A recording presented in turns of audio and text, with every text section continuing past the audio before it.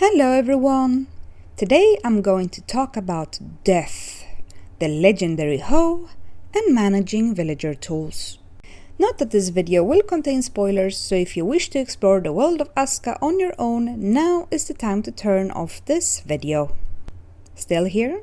Good, let's go. I realized that I have yet to talk about one of the core mechanics in this game. Death. It's coming for all of us at some point, so would be great if we know what to expect. Valhalla? Heaven? Nah, only misery in one way or another, so don't die. Easy, right? So for science, I am going to get myself killed.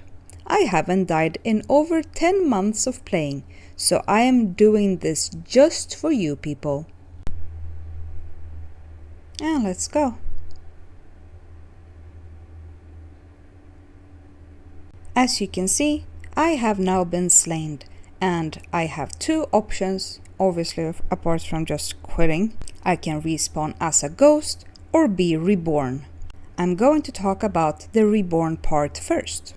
When you choose reborn, you will get this warning. Abort ghost gameplay and become reborn. You will lose all your items and suffer a stat penalty. I am going to choose to be reborn anyway.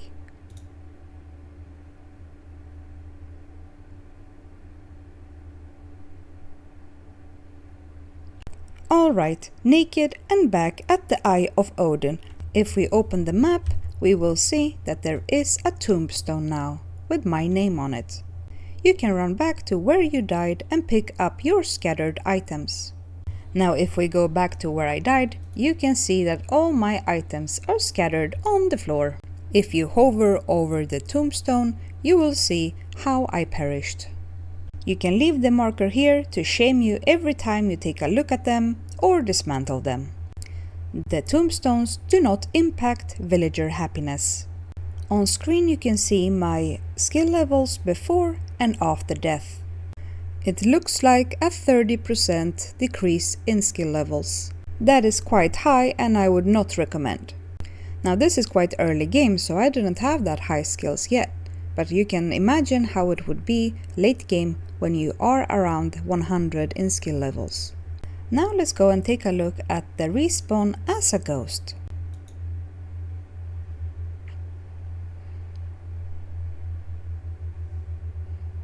As you can see, we are now in ghost form next to the Eye of Odin.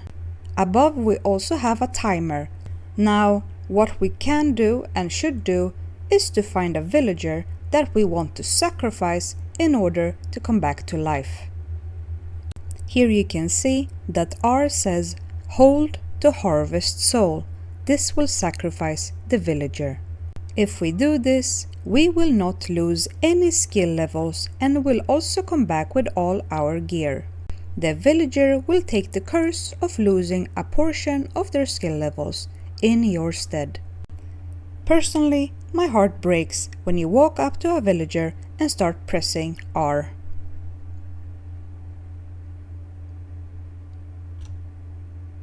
See how they say they don't want to die? Anyway, our time is running short.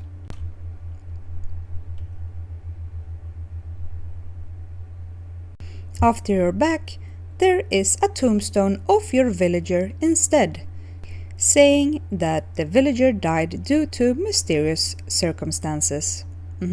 Yeah, very mysterious.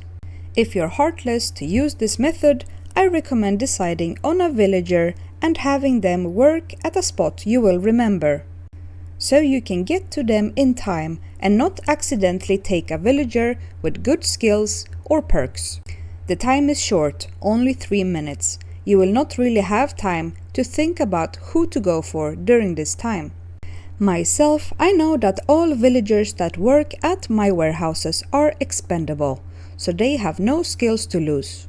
After you have upgraded the Eye of Odin to tier 3, you will be able to summon back villagers who you have killed. Alright, let's move on to some lighter topics. Have you heard the tale of the legendary hoe? Sit down and I will tell you all about it. Long, long ago, The Aska devs created a tool so powerful that it changed the face of Earth, quite literally. The legendary hoe, be it a wooden or iron variant, helps you terraform the game as you please, but it can also destroy almost anything. Amazing, right? So what do I mean? So do you see this natural water collector? I don't like it. It's in my way. So I'm going to hoe it. Poof! And here I have an old axe that I don't like. Poof! And I'm tired of this outfit. Poof! You can destroy any items with the hoe. Use it with caution. Last topic for today is managing the villagers' tools. As I've told you before, each villager arrives with 4 tools when summoned. Early game, this is amazing and wonderful. When you're getting to 40 villagers plus, not so much. Villagers will go and grab tools they need to do their job, but they will not put back any tools they don't need. So if you switch your villagers around to different jobs, they can actually get a full inventory of tools and have trouble doing their job. Talking about you, woodcutters and hunters. So how do we deal with that? My personal way of handling this is that I rob my villagers in their sleep. Since you will likely have day and night schedules, you know when they are going to be in bed. So I know I need to visit them max twice a day every so many weeks. First, let's go to my chieftain's house and store my own items so I have more room. Then get rid of the resources, and I'm ready. I go to a cottage and I will open all the inventories of my sleepers. When I hover over a villager, I can see where they work, so it's no rocket science what kind of tools they need. If in doubt, just take all the tools. They will go and grab the ones they need when they wake up. So Nora is a hunter, and she has the normal tier 1 tools that she don't need. Anders works at the workshop. He also has tools he don't need. Toki works at the barracks and he don't need these tools. Tora works at the mine hut. Revna at the barracks. Ella from the farm. Oh, inventory is full. Now we go out and it's time to get rid of the things we don't need. I always throw out the stone pickaxes and the axes, since we have much better ones now.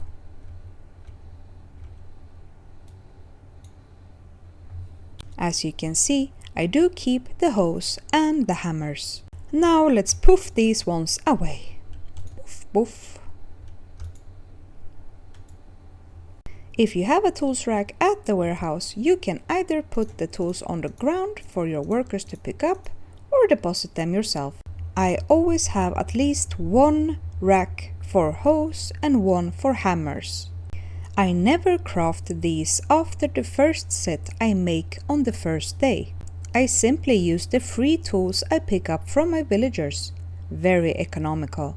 You might wonder, why do I need so many hoes? You will need lots of them if you decide to make the earth wall later. The hammers are used by blacksmiths, metal workers and builders. They can use these until we run out, and at that point I will give them metal hammers instead. Jobs like hunters, builders and warehouse workers often have a lot of tools or materials in their pockets that might not have been used up before they are assigned to a different job. Late game, you will likely not change villager jobs that often, so you will not need to worry about their inventories. Like a bloomery person having arrows. This concludes my deep dive into Death, the legendary hoe, and managing villager tools. Thank you for watching.